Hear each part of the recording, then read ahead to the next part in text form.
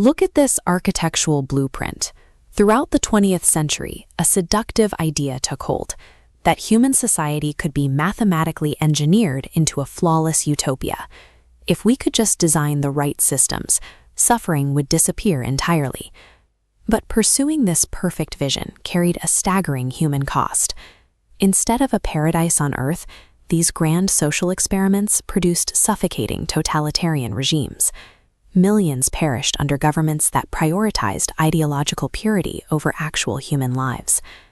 Decades before these revolutions began, a 19th-century Russian novelist saw exactly where this absolute rationalism would lead. His name was Fyodor Dostoevsky.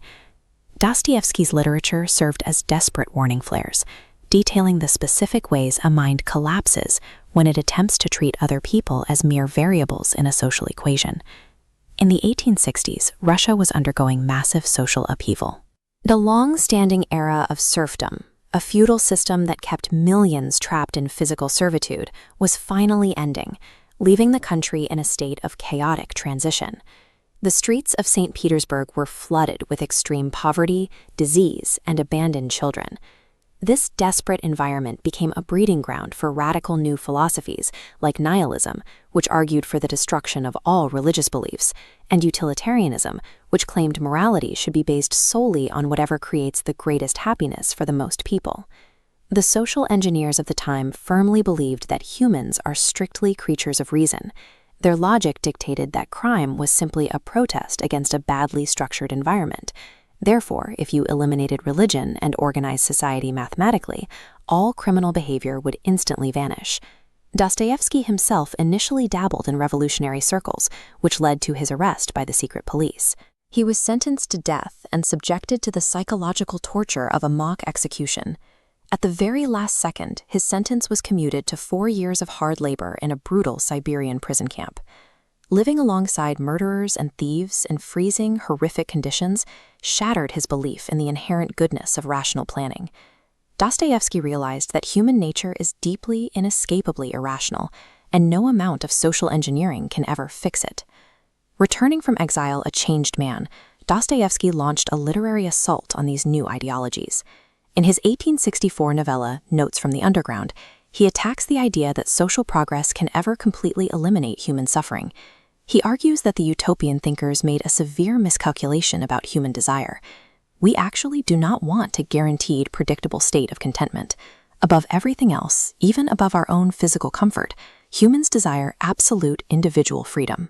Imagine a flawlessly organized system like this grid. Through his bitter narrator, the Underground Man, Dostoevsky presents a striking paradox. If you were to place humanity inside a flawlessly engineered utopia where every need was met, we would actively smash it to pieces. We would introduce chaos and destruction simply to prove we are independent agents, and not just piano keys being pressed by a larger mathematical system. For Dostoevsky, this irrational urge for self-sabotage is the final, undeniable evidence that our will cannot be bought, predicted, or automated. Dostoevsky takes this warning further in his masterwork, Crime and Punishment.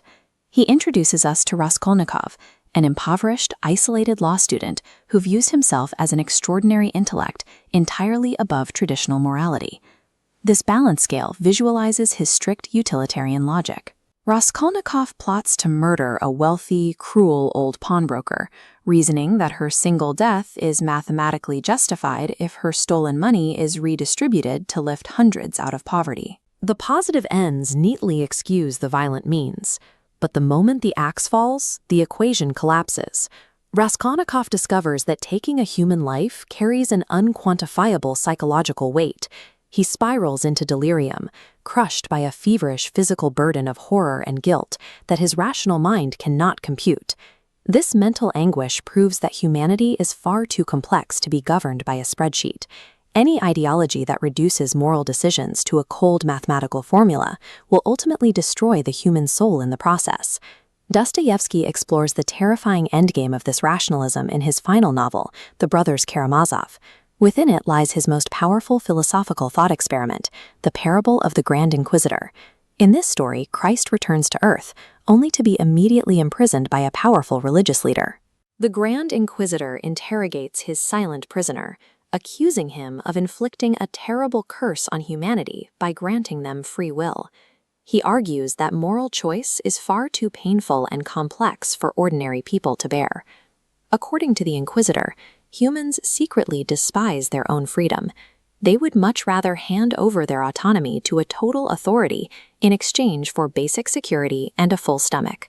A tightly controlled society, he insists, is vastly preferable to the agonizing responsibility of deciding between good and evil. Dostoevsky leaves us with a stark ultimatum. We must either accept the messy, dangerous burden of navigating true freedom, or we must surrender our agency for the sterile comfort of a totalitarian cage. In 1880, just a year before his death, Dostoevsky delivered a passionate address to his fellow countrymen. He issued a final plea, warning them of the ruinous consequences that would follow if Russia embraced these new promises of engineered progress and absolute rationalism. Soon after he passed away, those exact cultural pillars collapsed. The deep-rooted traditions of Russian Orthodoxy gave way to an environment of pure materialism and atheism, allowing nihilistic ideals to flourish across the country. Into this void stepped Marxist ideology. It offered a compelling mathematical promise to the masses. A perfectly equal, flawlessly structured society could be built entirely without God, relying only on state control and material distribution. When Vladimir Lenin and his successors actually implemented these utopian blueprints, the results mirrored the darkest pages of Dostoevsky's novel Demons.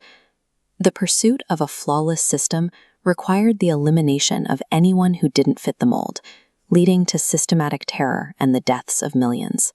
Attempting to eradicate all human suffering through absolute authority does not actually create a paradise. It merely shifts the focus of the pain, replacing individual struggles with state-sanctioned violence and a vacuum of spiritual understanding. We live in an era that is arguably even more obsessed with measuring and optimizing human behavior. We are surrounded by tech-driven promises that algorithms and data can engineer away our friction, our sadness, and our struggles. Because of this, Dostoevsky's literature remains fiercely relevant. His writing operates as an unsparing mirror, revealing the destructive, tyrannical forces that inevitably emerge whenever we try to play God with human nature. We have to let go of the exhausting dream that society can be perfectly organized to guarantee our happiness, and stop tormenting ourselves with the idea that we could ever become flawless, ideal beings.